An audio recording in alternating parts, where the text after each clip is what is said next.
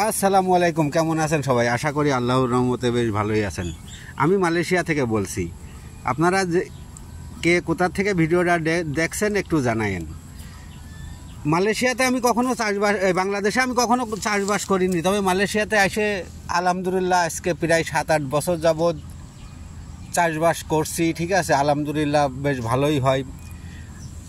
আমি আপনাদের সাথে আজকে শেয়ার করবো এই যে বরবটির, মালয়েশিয়াতে বরবটি অনেকে করতে পারে না, কারণ গরম। মালয়েশিয়ায় কখনো গরম কখনো সেই রকম বৃষ্টি। ঠিক আছে, মানে আবহাওয়ার সাথে মিলিয়ে যারা যারা চাষে সমস্যা হয় এমন ধরনের লোক যদি থাকেন, ঠিক আছে, তা আমারে কমেন্ট করতে পারেন। ঠিক আছে, আমি আপনাদের ভালো পরামর্শ দেওয়ার চেষ্টা করব এবং আমি যেভাবে করি এইভাবে আপনাদেরকে জানানোর চেষ্টা করব। ঠিক আছে, সর্বপ্রথমে মালয়েশিয়াতে আপনার জমি এমন উঁচু করতেই হবে। ঠিক আছে, এরকম বেড বানাইতে হবে।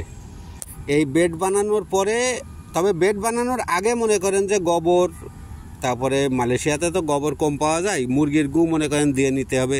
ধরেন এমন একটা বেডে 20 ফিট একটা বেড আছে, এখানে মনে করেন যে আপনি 1 বস্তা অথবা 1.5 বস্তা যদি দিয়ে দেন তাহলে অনেক কয়দিন পরে দেরি করে গাছ লাগাইতে হবে, এটাও মাথায় রাখতে হবে।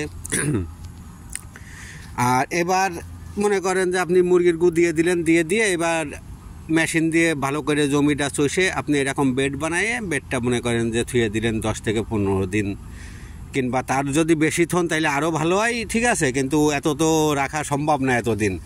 তারপরে মনে করেন যে আপনি বেডটা সুন্দর করে, তবে প্রতিদিন যদি বেডটা ভিজাই দেন তাহলে আলহামদুলিল্লাহ। ঠিক আছে, কারণ ভিতরে যে মুরগির গু থাকবে এবং মাটিটা থাকবে, সে মাটিটার সাথে মুরগির গুর সাথে বেশ ভালো একটা মিশ্রণ হয়ে যাবে। ঠিক আছে, এবার হয়ে যাওয়ার পরে যখন আপনি বিচি লাগাবেন, ঠিক আছে, লাগানোর পরে মনে করেন এই যে তার নমুনা, আলহামদুলিল্লাহ আমার এই গাছের বয়স আজকে মাত্র 4 দিন।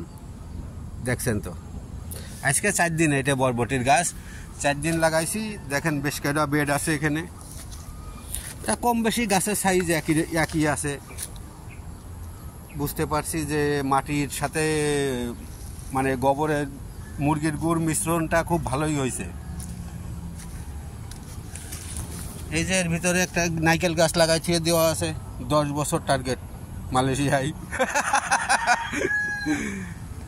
এই যে দেখেন বরবটি গাছগুলো, মাশাআল্লাহ আমি বিচি লাগাইছিলাম। ঠিক আছে,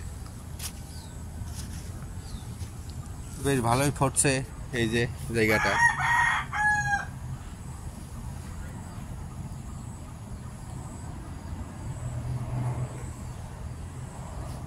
এই যে নেট দিয়ে দিছি গাছ লাগানোর আগেই এইগুলো সব কমপ্লিট করে তারপরে মনে করেন যে এখানে বিচি লাগাইছি। কারণ যখন আপনি এই বরবটিটা লাগাবেন, এই বিচি কিন্তু আপনার ফুটতে 2 থেকে 3 দিনের ভিতরে মনে করেন যে আপনার গাছ বেরোয় যায়। ঠিক আছে, পরে যদি আপনি এই বেডের উপরে এরকম যদি নেট টানেন কিংবা খুঁটি পোতেন, তা ওখানে গাছের ঘষা লাগলে একটা সমস্যা হইতে পারে। ঠিক আছে, কিংবা নেট যখন গাছের উপর থেকে চলবে গাছ শুয়ে পড়বে, এটাও কিন্তু একটা অনেক বড় একটা সমস্যা। ঠিক আছে, এইটাও মাথায় রাখতে হবে। যদি এমন জায়গা করতে হয় তাহলে আগে মনে করেন খুঁটি টুটি পুঁতে যেখানে যা কমপ্লিট আছে করে নিয়ে তারপরে মনে করেন যে নেট লাগাবেন, লাগাইয়ে বিচিটা পুঁতে দিলেন। আলহামদুলিল্লাহ বিচিটা পুঁতে দিয়ে আপনি অপেক্ষা করেন, আল্লাহ যদি আপনার দিকে মুখ তুলে তাকাই তা আলহামদুলিল্লাহ কিছু আশা করা যায়। কারণ একটা জিনিস আমরা জানি, মাটিতে কখনো কারোর ঠকায় না, নাকি বলেন? উত্তর দিয়েন। আর যদি পারেন তা চ্যানেলটা একটু সাবস্ক্রাইব করে দিয়েন। ভালো থাকবেন সবাই।